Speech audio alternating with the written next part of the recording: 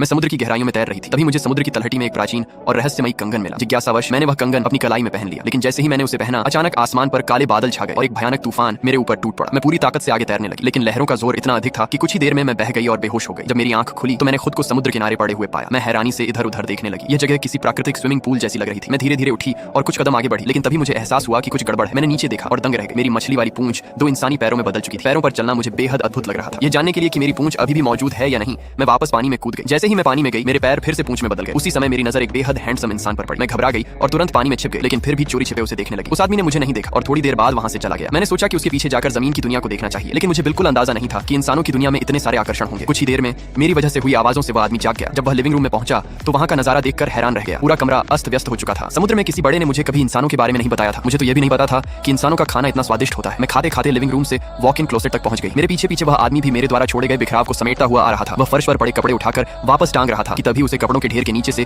2 पैर दिखाई दिए। मैंने ऐसे दिखाने की कोशिश की जैसे मैं वहां हूं ही नहीं, लेकिन उसने मुझे ढूंढ ही लिया। मुझे देखकर उसने राहत की सांस ली, लेकिन अगले ही पल मुझे डांटना शुरू कर दिया। मैं खुद को छिपाने की कोशिश करती रही, लेकिन उसकी आवाज और भी सख्त होती गई। मैं डर गई और स्वाभाविक रूप से बचाव की मुद्रा में आ गई। जब वह फिर भी मेरी ओर बढ़ा तो मैंने बिना सोचे समझे उसे एक जोरदार लात मार दी। वह गुस्से में उठ खड़ा हुआ। उसने मेरी मुट्ठी देखी और उसे लगा कि मैंने कुछ चुरा लिया है। हिम्मत करके वह दोबारा मेरे पास आया। मुझे लगा कि वह मुझे नुकसान पहुंचाना चाहता है। अगले ही पल मेरी एक और लात से वह तोप के गोले की तरफ पीछे जा गिरा। मैं सतर्क होकर कमरे से बाहर निकली, लेकिन तभी दूर दिखाई देता नीला समुद्र मेरी नजरों में आ गया। अब मैं सिर्फ अपने घर वापस जाना चाहती थी, इसलिए बिना कुछ सोचे समझे उसकी ओर दौड़ पड़ी। लेकिन अचानक धड़ाम! हे भगवान, ये पारदर्शी और इतना सख्त क्या है? मैं पूरी ताकत से कांच की दीवार से टकरा गई थी। जब मुझे होश आया तो मेरे हाथ बंधे हुए थे। सामने बैठा आदमी लगातार कुछ बोल रहा था, लेकिन मैं उसकी बातों को अनसुना कर रही थी। मैं अभी भी समझ नहीं पा रही थी कि आखिर हुआ क्या था। मगर यह इंसान बहुत अजीब था। वह जबरदस्ती मेरी उंगलियां खोलने की कोशिश कर रहा था। आखिरकार उसने मेरी हथेली में दबा हुआ लाल फल निकाल लिया, लेकिन उसे देखते ही उसने घृणा से उसे दूर फेंक दिया। कितना अजीब इंसान है, मैंने सोचा। कुछ देर बाद नीली वर्दी पहने 2 आदमी वहां आए। उन्होंने मेरी कलाई में ठंडी लोहे की हथकड़ियां डाल दी और मुझे जबरन अपने साथ ले गए। मुझे अब भी कुछ समझ नहीं आ रहा था, लेकिन जब मैं उस चलती हुई धातु की गाड़ी में बैठी और बाहर इंसानों की अनोखी दुनिया देखने लगी तो मेरी आंखें आश्चर्य से फैल गईं। इसके बाद मुझे एक बड़ी इमारत में ले जाया गया। यहाँ के दरवाजे अपने आप खुलते और बंद होते थे। मैं उत्सुकता से चारों तरफ देखने लगी, लेकिन सामने बैठा इंसान लगातार चिल्ला रहा था। वह बहुत शोर मचा रहा था। एक मछली के लिए यह बेहद परेशान करने वाला था। तभी एक पुलिस वाले ने सामने रखे डिब्बे से एक टिश्यू निकाला। मेरा ध्यान तुरंत उस नए खिलौने की ओर चला गया, लेकिन तभी वह गुस्सैल पुलिस